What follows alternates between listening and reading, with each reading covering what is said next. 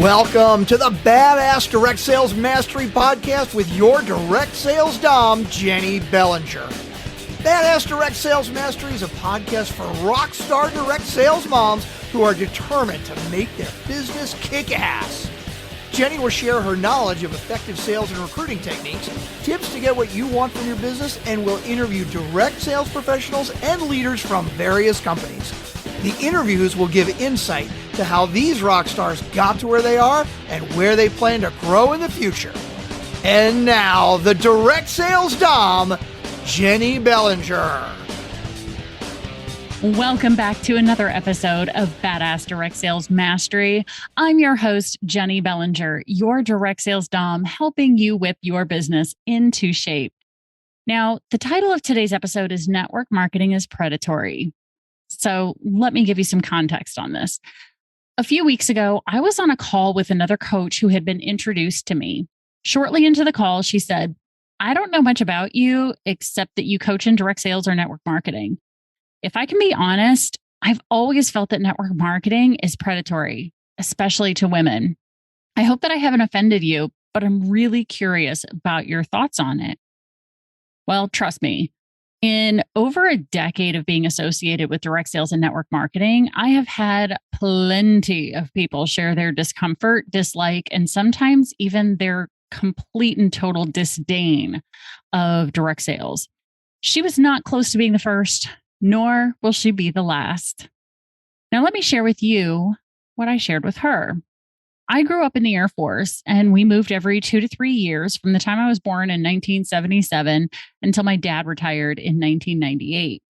I remember growing up, my mom would have parties from time to time. Tupperware and Mary Kay were the most prevalent, but I always also saw Avon catalogs and products around the house. What I didn't know back then, I now know. This was a way of life for many military wives. When you move so often, it is so hard to find a job that will hire you, knowing that you'll likely be gone in a couple of years. And we all know the military does not pay well. So in this day and age of two incomes being necessary, many military wives turn to network marketing because this is a business they can take from base to base.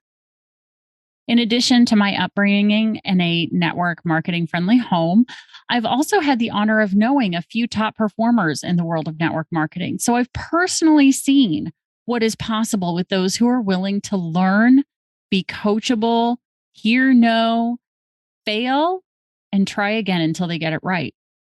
I've worked with people who just needed an extra couple $100 each month to ease financial stress, to women who had used the business as their vehicle to get out of an abusive marriage, to women who have retired themselves and their husbands out of corporate America into entrepreneurial America.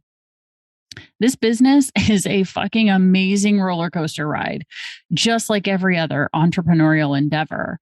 There are ups, downs, loop-de-loops, corkscrews, and dark tunnels that lead to bright, blinding lights. Here's the thing, though. Not everyone can handle the ride. This business model is not for the weak. It will test your will, your desire, your tenacity over and over and over again. And it is absolutely worth it. The personal growth, the confidence, and the paychecks, trips, cars. Think about when you get off that roller coaster ride. People generally have one of two reactions. Oh my God, let's go do that again. The exhilaration, the adrenaline, increased heart rate are exciting, ready to do it all over again. Catch your breath while waiting in line and get back on. Or, holy shit, that sucked. I'm never doing that again. Everything hurts. You feel like you're going to vomit, or maybe you already did, and you are adamant that you are never getting on that ride ever again. I fall within both. It just depends on the ride. If my coaching business collapsed and I couldn't do it any longer, I'd 100% get back into network marketing, especially knowing what I know now. Some rides are better than others, right? Okay, enough tangents on the roller coaster piece. Back to the topic of network marketing being predatory or not. Here's my personal take on this. The business model is not predatory. It can't be. The model is an inanimate concept. It has no desire or will one way or the other. The business model is completely incapable of giving a shit if you succeed or not. So the model is not predatory. So that begs the question, are network marketing companies predatory? Well, a company, and I'm putting air quotes around that, is also not a living being, but it is made up of loads of people. I like to give companies the benefit of the doubt. I prefer not to assume the worst because you are likely to seek out proof. When you assume the best, you tend to elicit the best from others. One of my own first tests in the space of, is this company out for the good of their reps, is to look at their compensation plan. I'm looking at a few different things, but the first thing that I check out is the length of the plan. The shorter the plan, the better.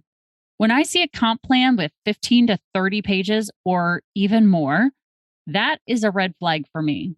Or when a rep says, we have 13 ways to get paid. Sorry if this is you, but I'm about to burst your bubble. Bullshit. There is one way to get paid. Your company moves money from their bank account to yours based on your volume, your team volume, period. Now, there may be many ways that they use to calculate that total, which I will get to in a moment, but there is only one way to get paid. Companies and team leaders that espouse this concept generally are coming from the more is better approach common to human psychology. We have over 400 products. We have 13 ways to get paid. We have 37 incentives every 6 months. Fuck, y'all, that is way too much. What ends up happening with this huge comp plan and 12 incentives is that you, as the rep or consultant or director, see all the things and you freeze. Overwhelm overtakes your brain, and suddenly you find yourself going all Lewis Black. If you don't know who Lewis Black is, look him up. He's fucking hilarious when he's pissed off, which is how he got the part of anger in Pixar's Inside Out. Tell me if this sounds remotely familiar. You jump on a training with your upline leader or company. They share a new incentive or promotion and tell you how you can earn this, and you also get X, Y, and Z. You are inspired, motivated, and you get off the call and your brain goes into overwhelm mode.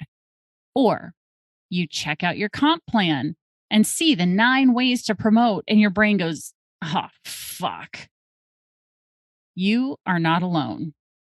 And now you can see why somebody who is less forgiving than I am might see network marketing companies as predatory, when there are so many who have tried and failed because of all the things that are in front of them. Outsiders are likely to blame the system. They just don't know. So getting back to the point about how companies calculate your paycheck or your commission check, another potential red flag for me is when a company converts dollars to points. I've had leaders tell me that this is to account for international sales, but I call complete bullshit on this. I promise you that when a company goes multinational and international, they account for conversions in the pricing of the products. Let me say that again. The company accounts for the conversion when they price the products. For example, a $10 product in the US may be $11 or $12 in Canada or Australian dollars, or 1,150 Japanese yen, or $8.44. Okay, so €8. They don't really do cents or anything anymore, I don't think. So €8. All a company really needs is to set their commission percentage. When a company plan adds complexity by doing point conversions, you may want to be aware. I'm not saying every company that does this is evil and predatory. What I am saying is be aware, especially when there is no consistency in the points. For example, company A might value product X at $100 and assign it 85 points. But product Z is also valued at $100, but only 70 points. This is not just a red flag, but a huge flashing neon sign to me. This tells me that they want to make it really hard for you, the rep, to calculate how you will get paid.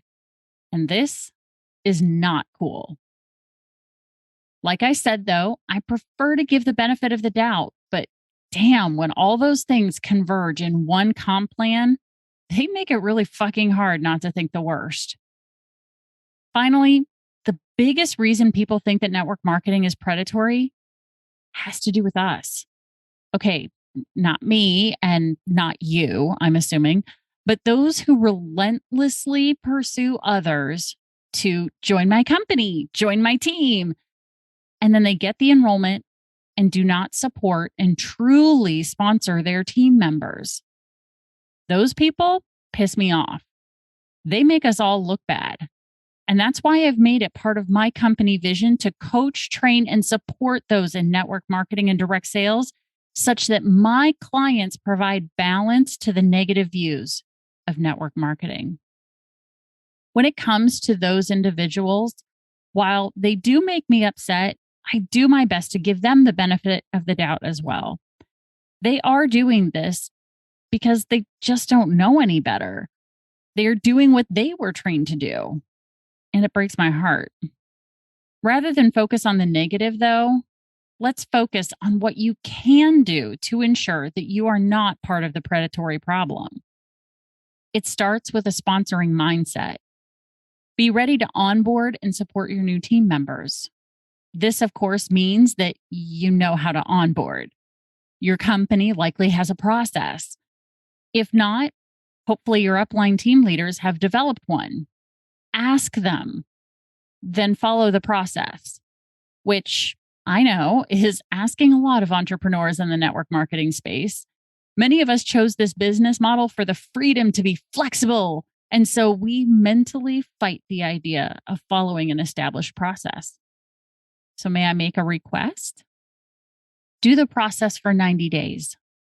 Bring on 1 to 2 team members per month and follow the onboarding process with these people to the letter.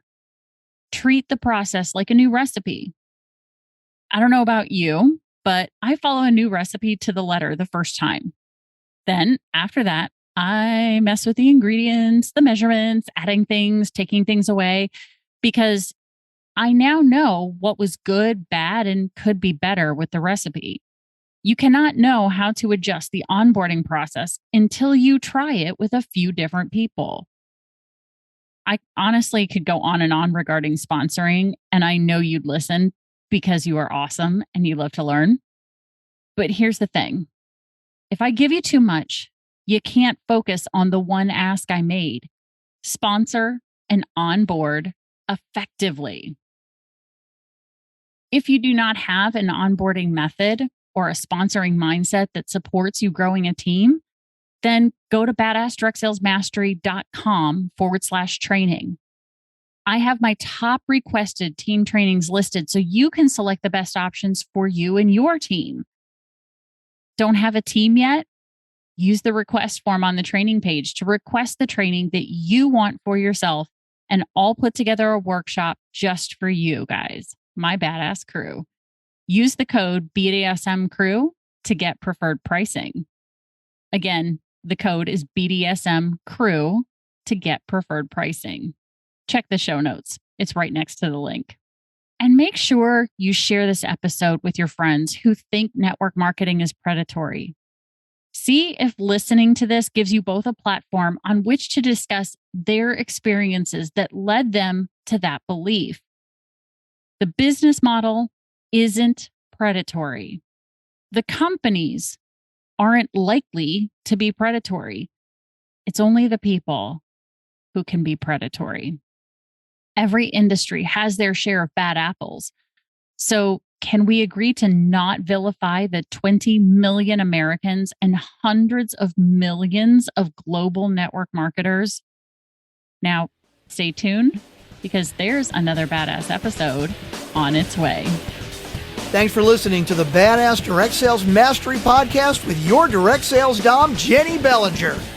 Why are you waiting to go to badassdirectsalesmastery.com? Don't make the dom get her whip. If you enjoyed this episode, make sure to share it with another rock star that you know in direct sales after you subscribe to the podcast so you won't miss any future episodes. You can also check out the show notes for links and any contact information mentioned in today's episode. We'll see you next time.